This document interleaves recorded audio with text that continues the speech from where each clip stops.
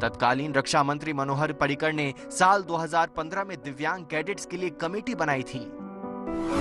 Lieutenant general Mukesh Sabharwal के नेतृत्व में कमेटी का गठन किया गया था। कमेटी ने रिपोर्ट में दिव्यांग कैडेट्स को पूर्व सैनिक का दर्जा देने की सिफारिश की थी।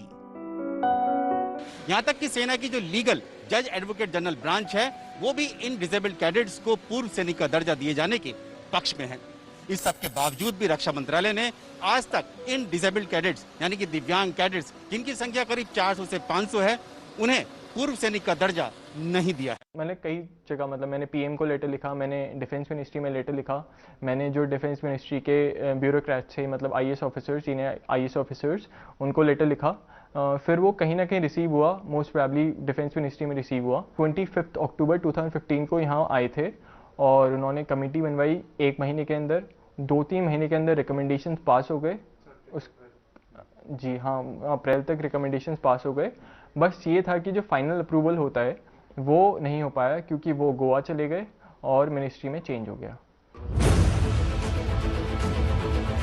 ये घर अभय सिसोदिया का है। अभय साल 2014 में एनडीए में घुड़सवारी करते वक्त हादसे का शिकार हो गए थे। आंख की रोशनी चली गई, इसी वजह से एनडीए से उन्हें बोर्ड आउट।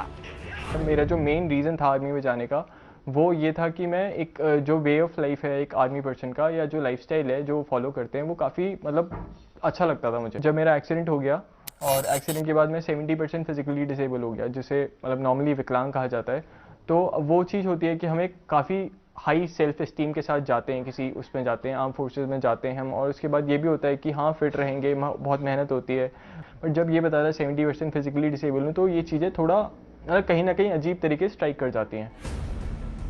गाजियाबाद के रहने वाले चेतन चौधरी ने भी अपने पिता और नाना की तरह सेना में शामिल होने का सपना देखा था, लेकिन वर्ष 2015 में ओटीए गया में बॉक्सिंग के वक्त चेतन के सर पर चोट लगी। 1.5 साल तक कोमा में रहना पड़ा। नतीजा आधा शरीर लकवे का शिकार हो गया। हमारी ट्रेनिंग चल रही थी, नॉर्मल हमारे कैंप वैम्प हो रहे थे वहाँ पे। फिर नोवाइसिस बॉक्सिंग का इवेंट आया जो स्टार्ट हुआ था 22 अप्रैल 2015 को। मेरे को वहाँ पे इंजरी हो गई। इंजरी थोड़ी गलत तरीके से हुई थी क्योंकि वो बंदा जो था he was a battalion champion, वो एससीओ एंट्री से थे जिनके साथ मुझे खिलाया गया। जो थर्ड राउंड था वो एक टीएस बंदी के साथ था। मैं उस राउंड के बाद में वहीं पे कॉन्क ऑफ नहीं हुआ, मैं हार गया था राउंड। मैं रूम में जाते जाते मैं वहाँ पे कॉन्क ऑफ हो गया।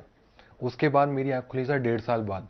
मैं व्हील चेयर में गर्दन नीचे करके पड़ा हुआ था। 1.5 साल बाद हो जाना इज लाइक वो मुझे नहीं पता क्या पीरियड था। ऑल्दो मैं 51 दिन आईसीयू में था, 3 महीने प्रॉपर कोमा में था, लेकिन मेरे को पता लगा 1.5 साल बाद कि मेरे पापा मेरे सामने खड़े हैं।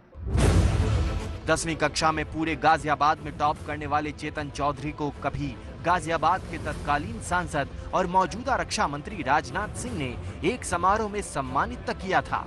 यही वजह है कि वे चाहते हैं कि डिसेबल्ड कैडेट्स के मुद्दों पर राजनाथ सिंह खुद दखल दें और उनके साथ न्याय करें। ट्रेनिंग में उसका चोट लग गई, बदकिस्मत थी उसकी, चोट लग गई। लेकिन अभी जो आर्मी उसके साथ कर रही है या हमारी सरकार गवर्नमेंट कर रही है कि उसको ऐसे निकाल के गिर दिया जैसे दूध में से मक्खी को निकाल के फेंक देते हैं, उसको कोई देखने वाला नहीं है। 400-500 कैडेट होंगे कि अलग अलग चोट लगी हुई है सबके। इनको जो मेरे हिसाब से तो इनको एक तो अपना जो पेंशन का दर्जा दिया जाए, इनको एक्स मैन का दर्जा दिया जाए, और जो इनको नौकरी दी जाए।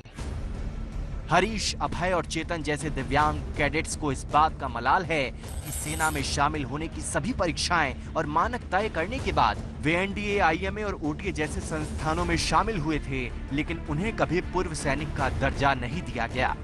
16 साल का बच्चा है, ठीक है, 18 साल का बच्चा है, 19 साल का बच्चा है, मतलब that is the the age जब वो अपना फ्यूचर बनाता है, जब फ्यूचर के बारे में सोचता है। उसके बाद इंजरी होती है, 1 साल 2 साल उसको रिकवर होते होते लग जाते हैं। हमारे जो देश के जो युवा हैं और खासकर वो युवा जो अपने देश में एक जज्बा लेकर रहते हैं कि उन्हें फौज में जाना है, देश की सेवा करनी है, उन लोगों को कहीं ना कहीं ऐसे रास्ते पर लाकर खड़ा कर देना, वो कहीं ना कहीं हमारे देश के युवा के लिए एक सोचने वाली बात भी है।